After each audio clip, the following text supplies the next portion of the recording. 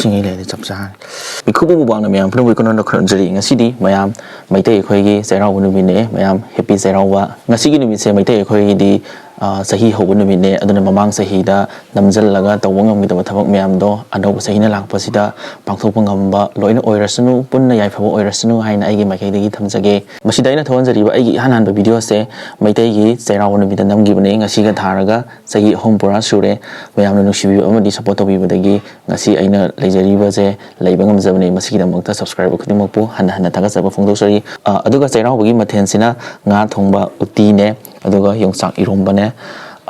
ꯌꯣꯡꯆꯥꯛ ꯃꯔꯨ ꯁꯤꯡꯖꯨ ꯑꯃꯁꯨ ꯌꯥꯎꯔꯦ ꯑꯗꯨꯒ ꯁꯤꯅ ꯄꯥꯐꯣꯔ ꯁꯤꯅ ꯉꯥ ꯊꯣꯡꯕ ꯃꯍꯤ ꯑꯗꯨꯗꯤ ꯃꯇꯝ ꯃꯥꯡꯍꯟꯗꯕꯤꯗ ꯆꯥꯕ ꯍꯧꯖꯤꯜꯂꯛꯑꯒꯦ ꯁꯤ ꯉꯥ ꯃꯔꯨꯝꯁꯤꯅ ꯆꯥꯅꯤꯡꯉꯤꯁꯦ ꯉꯥ ꯃꯔꯨꯝ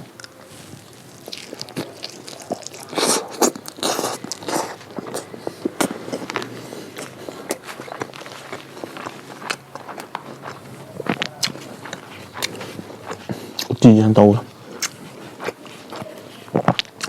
우티지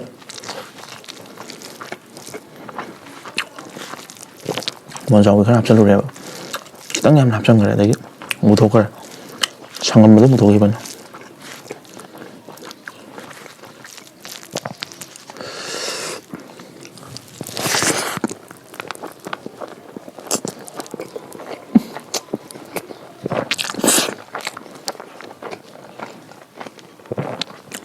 딱 먹을 수 없죠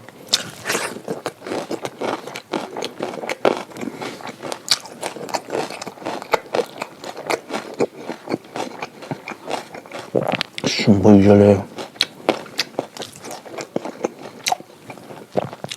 어찌가 신주 하니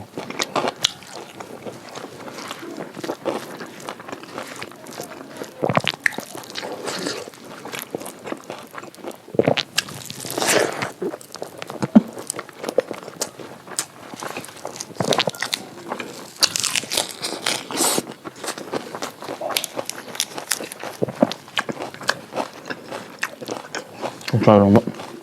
나잖아요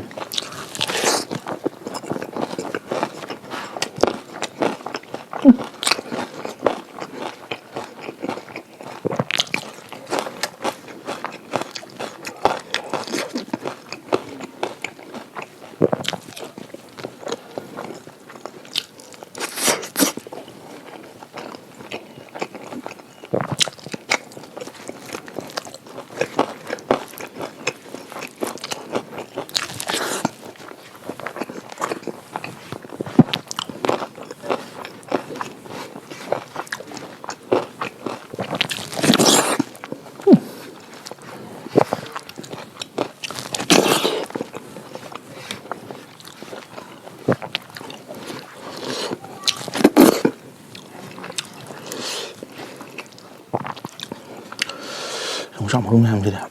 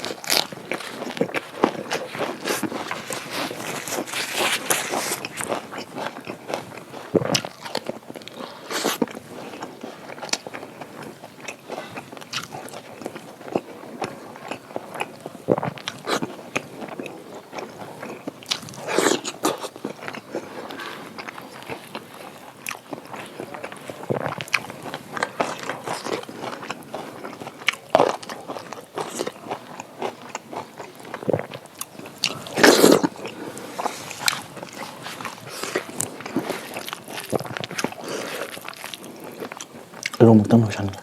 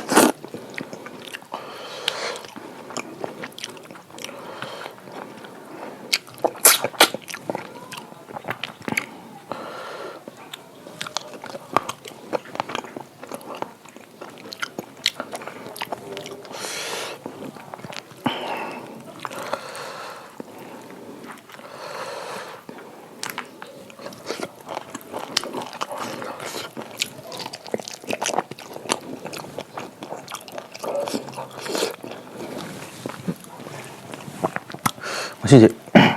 ꯊꯣꯡꯕꯒꯤ ꯚꯤꯗꯤꯑꯣꯒꯁꯦ ꯐꯖꯅ ꯍꯥꯞꯀꯦ ꯇꯧꯖꯕꯅꯦ ꯑꯗꯨꯒ ꯒ꯭ꯌꯥꯁꯁꯦ ꯑꯃꯇꯪ ꯑꯣꯏꯕꯅꯤꯅ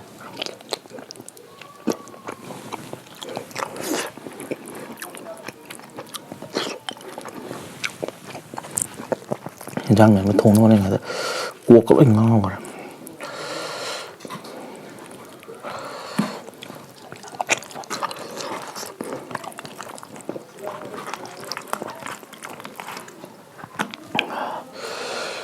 ꯏꯃꯥꯏ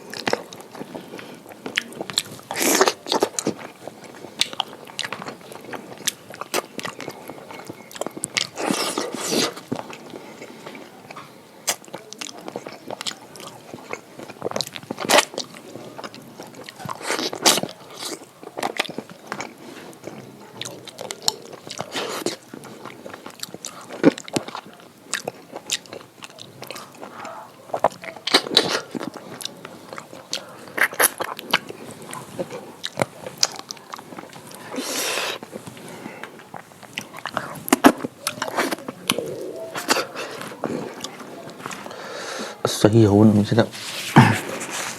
ꯆꯥꯛ ꯀꯣꯟꯅꯔꯣꯏꯗꯣꯔꯦ ꯑꯗꯨꯅ ꯍꯌꯦꯡꯋꯥꯏꯐꯥꯎ ꯑꯗꯨꯝ ꯀꯣꯟꯅꯔꯣꯏꯗꯅ ꯈꯔ ꯂꯧꯔ ꯆꯥꯍꯧꯔꯒꯦ ꯁꯤꯡꯉꯩ ꯂꯩꯔꯗꯤ ꯆꯞ ꯆꯥꯔꯅꯤ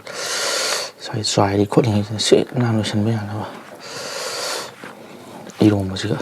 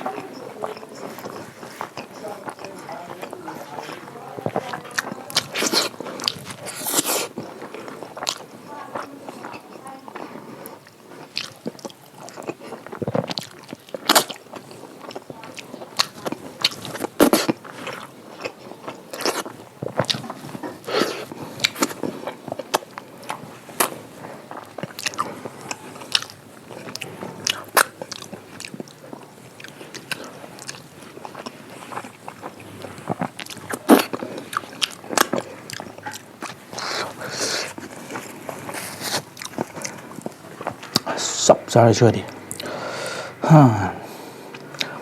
ꯑꯗꯨꯗꯤ ꯆꯥꯕꯁꯨ ꯂꯣꯏꯕꯅꯦ ꯃꯊꯪꯒꯤ ꯂꯣꯏꯁꯤꯟꯅꯕ ꯇꯧꯔꯒꯦ ꯃꯊꯪ ꯚꯤꯗꯤꯑꯣꯗ ꯅꯨꯡꯉꯥꯏꯕ ꯑꯃ ꯐꯥꯎꯔꯛꯑꯒꯦ